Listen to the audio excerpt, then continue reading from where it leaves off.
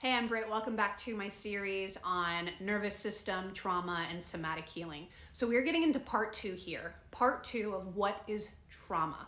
I'm going to read really quickly just a quote from Dr. Peter Levine, who's the developer of Somatic Experiencing, which again is a trauma resolution modality, one that I am professionally trained in. I am a somatic experiencing practitioner.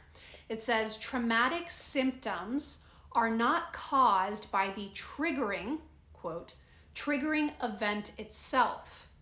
The traumatic symptoms stem from the frozen residue of survival energy that had not been resolved or discharged from the body. Survival energy that had not been resolved or discharged from the body. I'm going to come back to that in a minute. This residue remains trapped in the nervous system and body where it can wreak havoc on our bodies and spirits. Now, what is he talking about here? Again, trauma is any experience that overwhelms the nervous system's capacity to cope. So the nervous system has a hierarchy of responses when it goes into survival mode.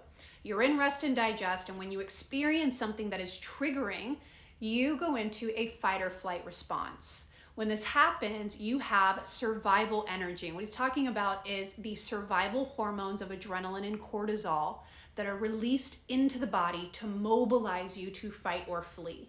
Now, if fighting or fleeing is not an option, okay, or if we override that within our own body, then what happens is all of that adrenaline and cortisol gets stuck and trapped within the system and within the body. And that's what he's talking about here when he talks about our symptoms are actually from the frozen residue of survival energy. Okay, so he's talking about chronic stress overload.